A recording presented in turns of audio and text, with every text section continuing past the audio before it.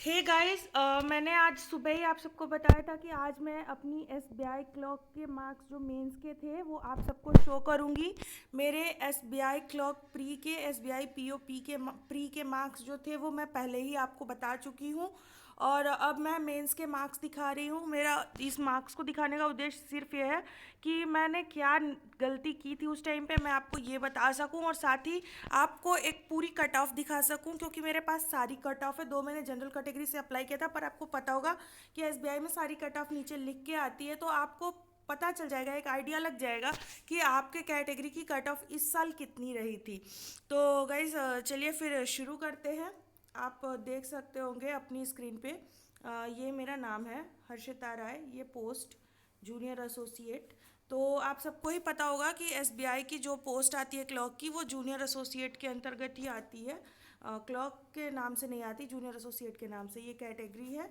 और ये है regular vacancies and backlog vacancies, ये इसके अंडर ही आती है। और दूसरी चीज़ है ये स्टेट, मैंने उत्तर प्रदेश से अप्लाई किया था। तो हाँ, ये चीज़ है, मैं आपको मेंशन कर दूं कि जब आप एसबीआई पीओ भरते हो आप ऑल ओवर इंडिया 2000 वैकेंसीज पाते हो, बट जब आप एसबीआई क्लर्क फिल करते हो तो आपको स्टेट चूज़ करने का ऑप्शन होता है। तो आ जाइए मार्क्स देखते हैं। ये है 200 मार्क्स का टोटल पेपर था। इसमें रीजनिंग, मैं सेक्शन आपको बता देती हूँ, मैथ्स, इंग्लिश और जीए। ये था, जीए 50 की थी, इंग्लिश 40 मार्क्स की थी, रीजनिंग 60 मार्क्स की और मैथ्स 50, ऐसे था। तो रीजनिंग में 50 क्वेश्चंस थे, इसमें भी 50 क्वेश्चंस थे और इसमें 40 क्वेश्चंस थे, इसमें 50 क्वेश्चंस थे, ऐसे था ये पूरा। इसके साथ जब आप आगे बढ़ते हो तो आप ये देख लो, इस साल की कट ऑफ है ये, तो आप ये समझ लो कि हर साल कट ऑफ में थोड़ा चेंज होता ही है। इस साल की कट ऑफ थोड़ी ज़्यादा कम गई थी कोरोना के वजह से। जैसे ये 64 कट ऑफ है इस बार की एससी की, एसटी की 60 मार्क्स थी। ये लगभग इसी के अराउंड हमेशा रहती है, आपको ज़्यादा परेशानी होना, बहुत ज़्यादा अंतर नहीं है। आप मैक्सिमम मान लो 64 है तो नॉर्मल टाइम में 70 हो सकती है, इससे ज़्यादा नहीं। ओबीसी की 78 थी। यहाँ से अब आइए आगे बढ़ते हैं। तो ये हो गया ईडब्ल्यूएस की 82.25, जनरल की 90.25 और ये बाकी आप देख सकते हैं, ये बाकी वाली जो कट ऑफ है ये रही। इसके बाद में ये मेरे मार्क्स हैं, आपको दिख ही गया, ये मेरे मार्क्स हैं 78.75। तो ये है पूरा रिज़ल्ट। और हाँ, ये मेंस का मैंने पहला रिज़ल्ट शो किया है एसबीआई का, ना मैंने पीओ का शो करा है, क्योंकि पीओ आपको पता है मेरा 0.50 से प्री रह गया था। आप सबको मैंने शो कर दिया है। तो ये मेरे क्लर्क का है मेंस का, और मैंने आपको शो किया था। और जो मैं हमेशा कहती हूँ ना कि एसबीआई में ना तो प्री में और ना ही मेंस में किसी में भी आपकी जो वो सेक्शनल कट ऑफ होती है वो नहीं होती, आपकी एक ओवरऑल कट ऑफ होती है और आपको वही क्लियर करनी है। तो अगर आप ये सोच रहे हो कि आपके पास मतलब आपकी इंग्लिश कमज़ोर है, आपकी मैथ रीजनिंग अच्छी है, तो आपके पास बहुत अच्छा मौका है, आप यहाँ पे सिलेक्शन ले सकते हो, सेक्शनल कट ऑफ नहीं है। मैंने क्या गलतियाँ की थी, पहली तो चीज़, पूरे लॉकडाउन मैंने आपको बताया, मैंने इस बार 79 ही क्वेश्चन अटेम्प्ट किए थे प्री में। इससे पहली वाली बार जब हुआ था तो मैंने 87 अटेम्प्ट किए थे। और जब मैं इस बार 79 करके आई थी तो मैं बहुत श्योर नहीं थी कि मेरा सिलेक्शन होगा या नहीं होगा। सबसे पहली चीज़ तो ये थी, तो मैं तैयारी कर रही थी, एक तो लॉकडाउन था तो मैं अपने सोर्सेज से तैयारी तो कर रही थी पर उतना ज़्यादा नहीं। दूसरी चीज़, जब तक मेरा एसबीआई क्लर्क था, मैंने जो ये अफेयर्स क्लाउड और स्टडी आईक्यू ये सब मैंने पढ़ना शुरू किया, मुझे जो पता चला ये मैंने इस पेपर के बाद पढ़ा। इससे पहले मैं वो जो वन लाइनर वाले नहीं आते थे, जो एक एग्ज़ाम के टाइम पे एक पीडीएफ आती थी, अ, मैं साइट्स का नाम तो नहीं लूँगी बट बहुत फेमस है कि वो उनकी एग्ज़ाम के टाइम की, किसी की टोर्नेडो आती है, किसी की ऐसे आती है, एक और है साइट उनकी आती है कि एग्ज़ाम टाइम में एक कंप्लीट पीडीएफ आ जाती है। एग्ज़ाम को रिलेटेड, तो वो वन लाइनर्स उसमें होते थे, मैं वही पढ़ती थी। मैं जिनसे भी मैंने पूछा था वो वही बताते थे, तो मैं वही पढ़ती थी। तो क्या है कि एक तो मेरा जीए पढ़ने में कोई बहुत ज़्यादा वो नहीं था, मैं रेगुलर देखती तो थी यूट्यूब पे एक वीडियो एक सर की, पर जब मैं वापस उसको वो पढ़ाते भी अच्छा थे, ऐसा नहीं वो चीज़ों को रटवा देते थे, बट हाँ जब एग्ज़ाम में बैठो तो उससे बहुत ज़्यादा क्वेश्चंस मुझे नहीं लगा आए, नहीं उससे उस जो मैंने पीडीएफ पढ़ी एग्ज़ाम की उससे, और ना ही तो सर के क्लासेस से वो क्वेश्चंस जैसे अब हम लोग, अब मैं आपको जैसे जीए के क्वेश्चंस बता रही हूँ।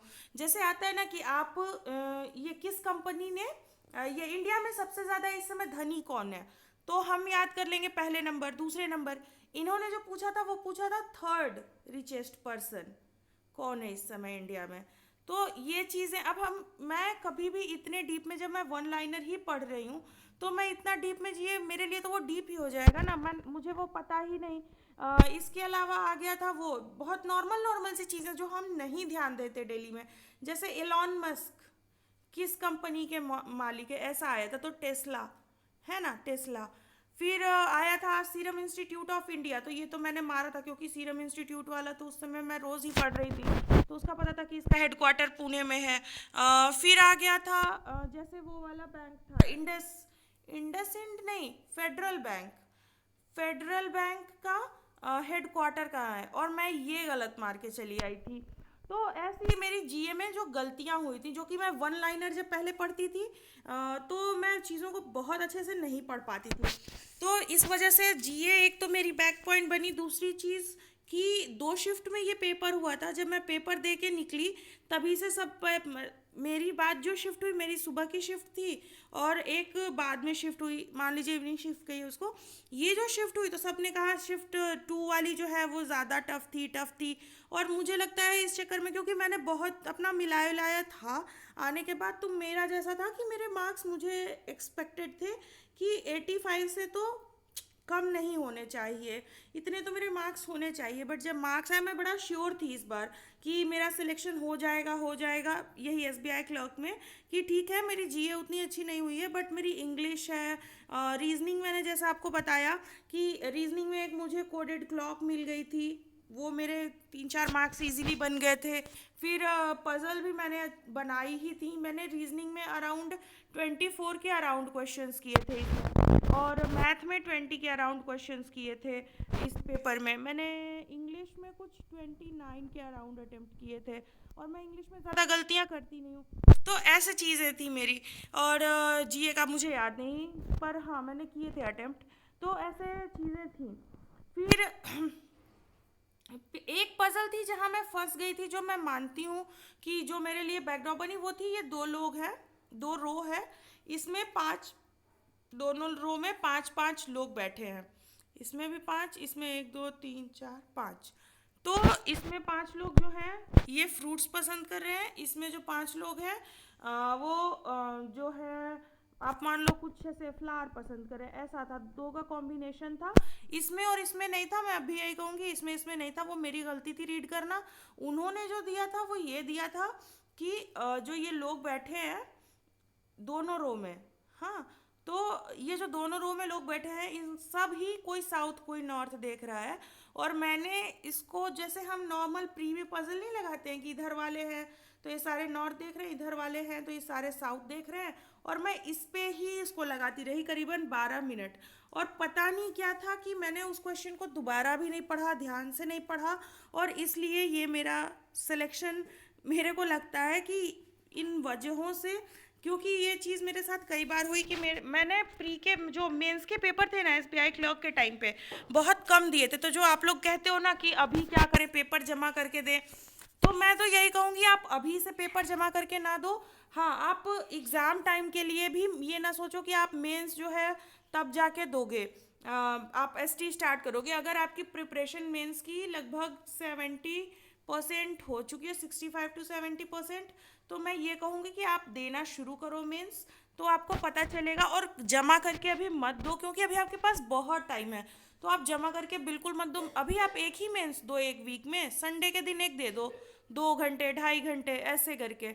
अगर आप प्री दे रहे हो तो आप चेंज कर करके दो, कभी किसी दिन आरआरबी दे दिया, किसी दिन आईबीपीएस दे दिया, किसी दिन क्लर्क का दे दिया, किसी दिन पीओ का दे दिया, ऐसे दो। और अगर आप देख, मैं किसी को वो तो नहीं कह सकती फोर्स की, हाँ, पर फिर भी मैं ये ज़रूर कहूँगी कि आप कम से कम 2 मॉक्स, मतलब 2 तरीके के दो, जैसे आप 2 का कॉम्बिनेशन बना के दो। इससे क्या होगा ना कि जब हम एक तरीके के एक ही उसके मार्क्स मॉक्स देते हैं ना, एक ही मॉक देते रहते हैं, तो फिर जैसे स्मार्ट कीड़ा का दे रहे हैं तो स्मार्ट कीड़ा ही दे रहे हैं, जिससे पीएम दे रहे हैं तो पीएम ही दे रहे हैं, तो उससे क्या होता है, हम उसी तरीके की लैंग्वेज के यूज टू हो जाते हैं। जब आपको एग्ज़ाम में मिलेगा तो आपकी जो आपको है ना, जब आप 2 मार्क्स दोगे तो आप ऐसे ही मतलब अलग अलग तरीके की जो लैंग्वेज है ना उनकी क्वेश्चन की, उनको आप पढ़ रहे हो, तो जब एग्ज़ाम में अलग तरीके का मिलेगा लैंग्वेज, आप इजीली कर पाओगे। तो ये मेरी कमियां थी। इसके बाद जब एसबीआई क्लर्क हो गया, मैंने आरआरबी के लिए क्या किया था, जब मैंने आरआरबी प्री दिया तो मुझे पता था कि हाँ मेरा निकलेगा। आरआरबी में मैंने 56 क्वेश्चन ऑप्ट किए थे, पर मुझे पता था कि इस बार क्योंकि वो पैटर्न चेंज हुआ था ना, इस बार वो वाला हिंदी और इंग्लिश वाला हो गया था, तो मुझे पता था कि कट ऑफ लो जाएगी, क्योंकि बहुत लोग तो इतना भी नहीं कर पाए थे। मैंने आने के बाद सबसे पूछा था, तो मैंने क्या किया था, मैंने वही जीए के लिए पहले तो एक सोर्स तलाश किया जो कि वन लाइनर ना दे। दूसरी चीज़, मैं डेली पीडीएफ पढ़ने लगी।